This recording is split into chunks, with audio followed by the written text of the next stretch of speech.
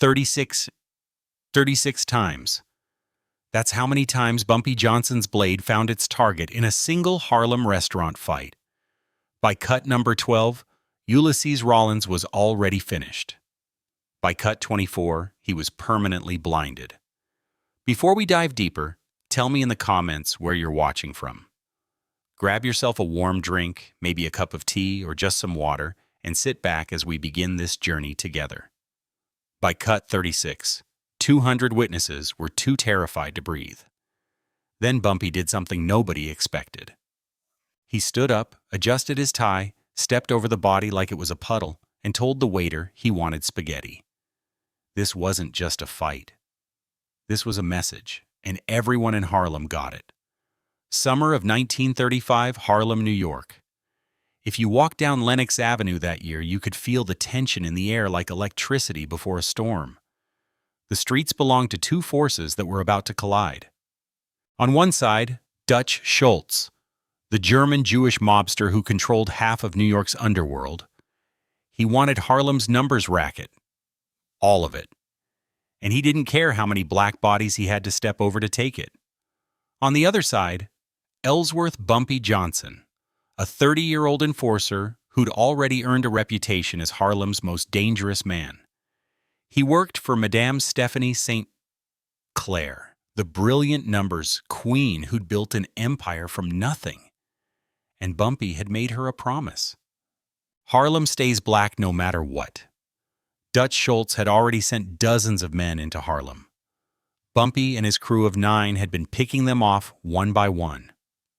It was easy, his wife would later write, since there were few white men walking around Harlem during the day. But Schultz was getting desperate. He needed someone who could handle Bumpy Johnson. Someone who wasn't afraid. Someone who could match Bumpy's violence with violence. That's when he called Chicago. Ulysses Rollins was 6'2", 240 pounds of muscle and scar tissue. He'd killed 11 men before his 25th birthday. In Chicago, they called him the Bull, because once he charged, you couldn't stop him. Schultz paid him $5,000 up front and promised him $10,000 more if he could eliminate Bumpy Johnson. Make it loud, Schultz told him. Make it public. I want every number runner in Harlem to know what happens when they resist. Rollins arrived in Harlem on Tuesday. By Thursday, word had spread. Dutch Schultz's new enforcer was in town, and he was looking for Bumpy. But here's what Rollins didn't understand about Harlem. In Bumpy's neighborhood, the streets had eyes. The shoe shine boys, the newspaper vendors, the women selling flowers on corners. They all worked for Bumpy. By Friday morning, Bumpy knew Rollins was in town. He knew what hotel he was staying at. He knew what he ate for breakfast.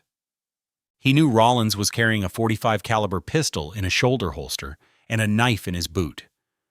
And Bumpy knew something else. Rollins was watching him. That Friday night, Bumpy had a date, not with a Harlem girl, but with Helen Lawson, a senior editor and film critic at Vanity Fair magazine. Helen was white, sophisticated, educated at Vassar College. She wrote reviews of Broadway shows and interviewed movie stars. She was also fascinated by Bumpy Johnson. They'd met at a jazz club 3 weeks earlier. Helen was doing research for an article about Harlem's Renaissance. Bumpy had been intrigued by this white woman who wasn't afraid to sit in a black club, who asked intelligent questions, who saw Harlem as more than just crime and poverty.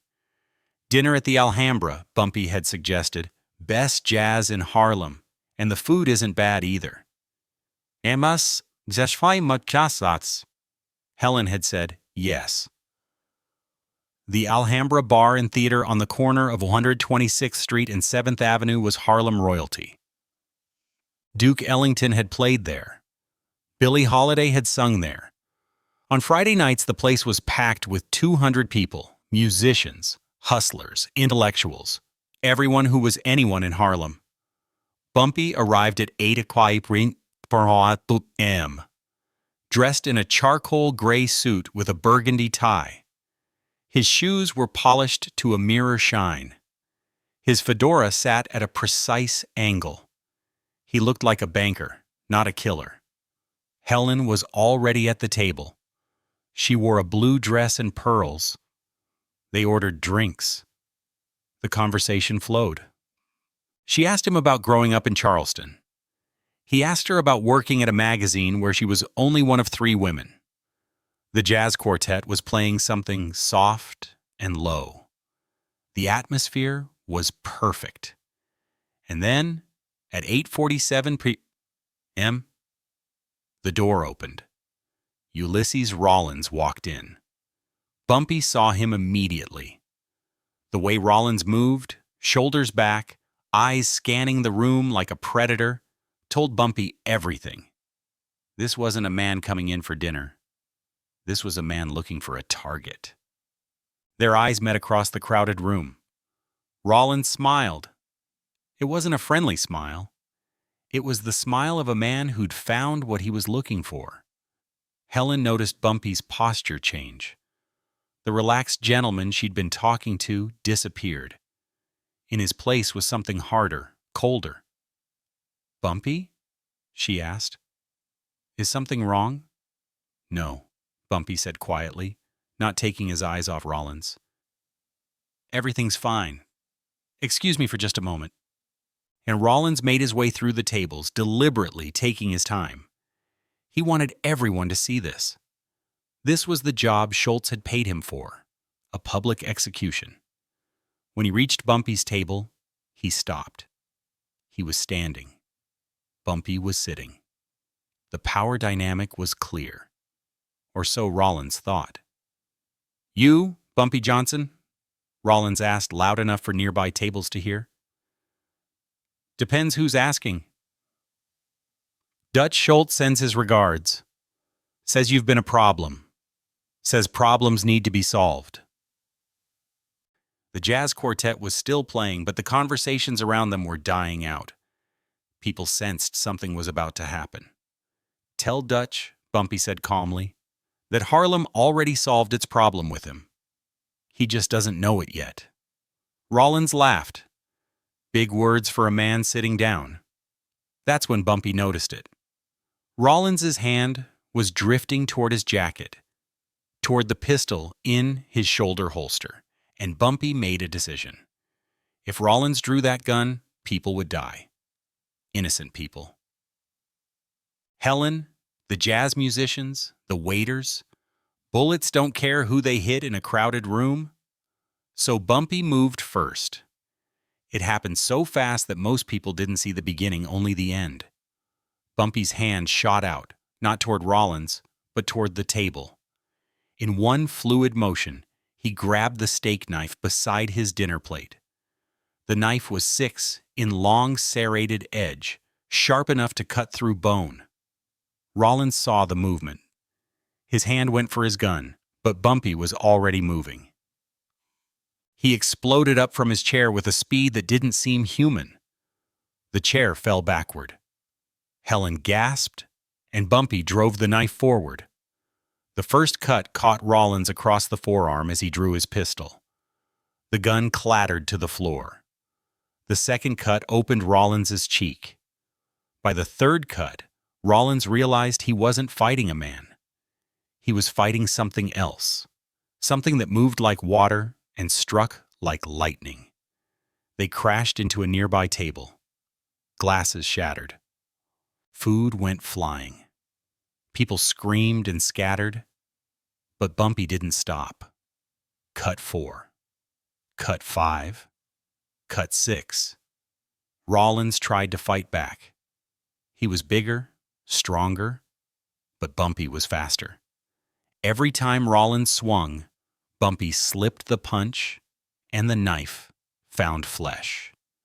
Cut 12 caught Rollins across the ribs. Cut 18 opened his shoulder. By cut 24, Rollins was on his knees. And that's when Bumpy went for the eyes. In the chaos, Helen had moved away from the table, pressed against the wall, with other terrified patrons, but she couldn't look away. She watched as Bumpy Johnson, The man who'd been discussing Langston Hughes' poetry 5 minutes earlier methodically destroyed a man twice his size. The knife was an extension of Bumpy's hand. Every movement was precise, calculated. This wasn't rage. This was mathematics. Cut 25 caught Rollins above his left eye. The blade went deep. When Bumpy pulled it back, Rollins's eyeball came with it, permanently destroying his vision. The damage severe and irreversible. Rollins screamed, a sound Helen would hear in her nightmares for years. The entire restaurant had gone silent. Even the jazz quartet had stopped playing. 200 people stood frozen, watching something out of a horror story. Bumpy stood up. Rollins was still on the floor, bleeding, his face a mask of blood. He was conscious but broken, whimpering. And Bumpy, covered in blood that wasn't his own, did something nobody expected. He reached down and straightened his tie. The gesture was so calm, so deliberate, that it sent a chill through every person in that room. This man had just destroyed another human being, and he was adjusting his wardrobe like he'd just finished a business meeting. Then Bumpy stepped over Rollins's body, not around it, over it. Like Rollins was a puddle in his path? He walked back to his table, where his chair still lay on its side. He picked it up, set it upright, and sat down. Helen was still standing by the wall, staring at him. Bumpy looked at her and smiled, the same charming smile he'd given her when she arrived. "I apologize for the interruption," he said. His voice was perfectly calm, as if nothing had happened. Then he looked around for their waiter, who was pressed against the bar, white-faced with shock. "Excuse me," Bumpy called out. "Could we get some menus?" "I seem to have worked up an appetite." The waiter didn't move. Nobody moved. Bumpy picked up a menu himself from a nearby table. He studied it for a moment, then looked up at Helen. "You know what?" he said. "I suddenly have a taste for spaghetti and meatballs." The waiter, hands trembling, took the order. Nobody else in the restaurant moved. They just watched. Helen slowly made her way back to the table. Her legs felt like water. She sat down across from Bumpy, who was calmly wiping blood off his hands with a napkin. "You should go," Bumpy said quietly. "This isn't a place you need to be." But Helen couldn't move. She was in shock, yes, but she was also witnessing something she'd never seen before. A man who just committed extreme violence, sitting there like he was waiting for his morning coffee. 8 minutes later, the spaghetti arrived. The plate was placed in front of Bumpy by the same trembling waiter. And steam rose from the pasta. The red sauce looked almost black in the dim light of the restaurant. Through the windows, Helen could see an ambulance pulling up outside. Medics were rushing in to collect Ulysses Rollins, who was still on the floor, still breathing, but barely conscious. And Bumpy Johnson picked up his fork. He twirled the pasta slowly, deliberately. Then he took a bite. Helen watched, unable to look away as this man ate. Not quickly, like someone trying to prove a point, but slowly, casually, like he was truly enjoying it. "It's good," Bumpy said, glancing up at her. "You should eat something." Helen looked at her own plate, which had been knocked aside during the fight. She couldn't imagine eating. Her stomach was in knots. But Bumpy ate 3 more bites, each one deliberate, each one a statement. By the time the medics had loaded Rollins onto a stretcher, Bumpy had finished half the plate. The police arrived as Bumpy was setting down his fork. By that time, an ambulance had already taken Ulysses Rollins to Harlem Hospital. He would survive, but he'd never see out of his left eye again. The cops knew better than to arrest Bumpy Johnson. Half of them were on his payroll. The other half knew that in Harlem, Bumpy was the law. Self-defense, one officer wrote in his report. The victim drew the weapon first. Multiple witnesses confirm. By Saturday morning, The story had spread through Harlem like wildfire. Not just the violence. Everyone in Harlem had seen violence, but the way Bumpy had ended it. The spaghetti. That detail became legendary. Men told their sons. Women told their daughters. That's how Bumpy Johnson handles his business. Cool as ice, even with blood on his hands. The story reached Dutch Schultz by noon. Schultz was in his office at the Harmony Social Club in the Bronx when his lieutenant came in white-faced. "Boss Rollins is in the hospital. Bumpy Johnson cut him to pieces in a restaurant." Took his eyes out. Schultz put down his cigar. "Is Rollins dead?" "No, but then he failed." Schultz stood up and walked to the window. "You know what the problem is? We keep thinking we can intimidate these Harlem boys. We keep thinking if we send in someone bigger, meaner, stronger, they'll back down. So what do?" Schultz was quiet for a long moment. Then he said something that would change the course of mob history. "We leave Harlem alone." "What?" "You heard me. Bumpy Johnson just sent a message. And the message is Harlem is not for sale. We've lost 40 men trying to take that neighborhood. 40. And Johnson isn't even breathing hard."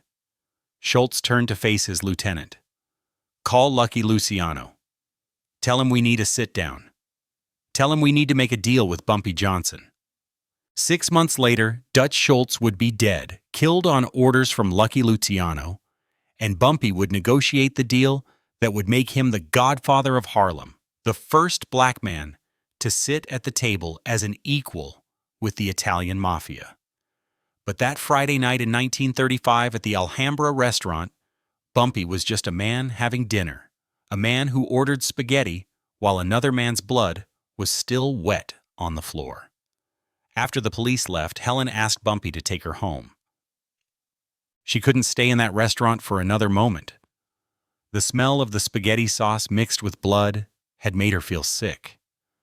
"I'm sorry you had to see that," Bumpy said as they walked out into the Harlem night. Helen was quiet for a moment, then she said, "That man came to kill you." "Yes." "And you knew he was going to?" "Yes." "So the whole dinner was what? A trap?" Bumpy stopped walking. He looked at Helen with something that might have been sadness in his eyes. "I didn't set a trap. I just lived my life. But when a man comes to kill you in front of innocent people, you handle it fast and you handle it finally, so everyone knows what happens next time." Helen would write about that night years later in a memoir that would never be published. She described Bumpy as the most contradictory man I ever met. A killer who quoted poetry, a gangster who tipped his hat to old women, a violent man who seemed to carry the weight of his violence like a cross. The story of the 36 cuts became legend in Harlem. But here's what most people missed. Bumpy didn't just destroy Ulysses Rollins that night. He destroyed the idea that Harlem could be conquered by outside forces. Every mobster in New York heard the story. Every politician, every cop, and they all understood the same message. Harlem protects its own.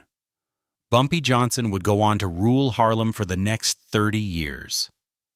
He'd go to prison twice, serve time in Alcatraz, negotiate with the Italian mafia, protect Malcolm X, and become a legend.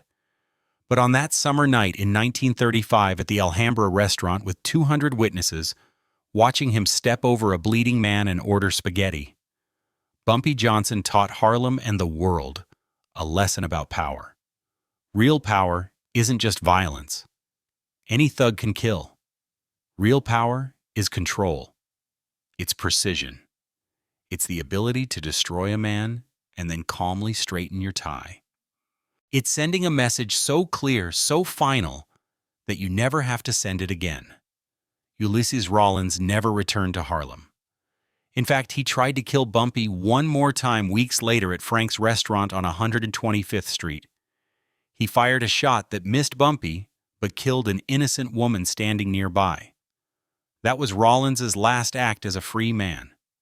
He disappeared after that. Some say Bumpy's men found him. Some say he fled back to Chicago. Nobody knows for sure, but everyone knows this.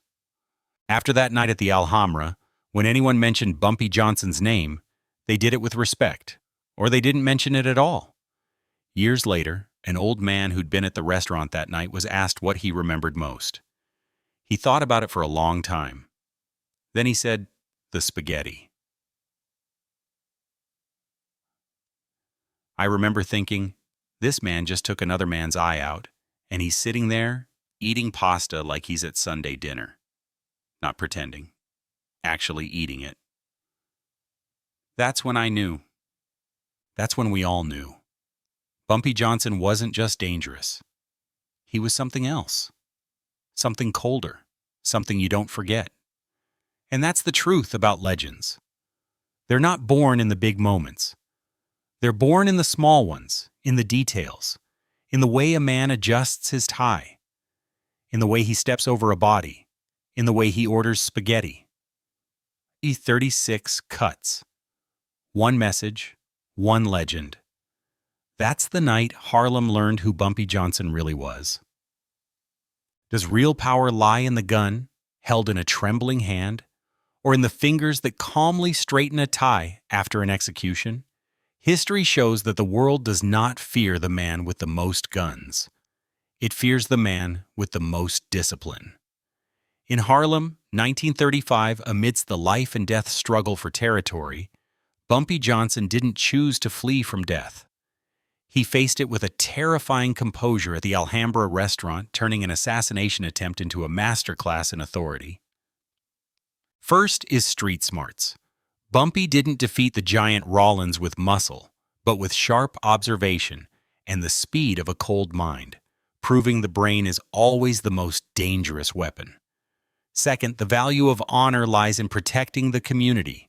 He fought not just for his life, but to declare that Harlem is not for outsiders to trample.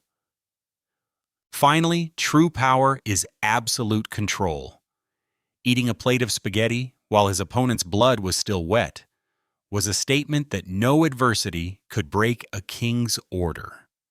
The difference between a thug and a legend is self-earned prestige, something that can never be borrowed.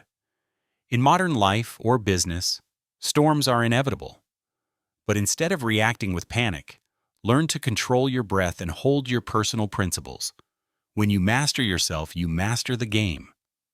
Perhaps the ultimate survivors are not the strongest, but those who remain the most composed in the heart of the storm. In your own adversity, will you choose to tremble, or will you choose to calmly straighten your tie?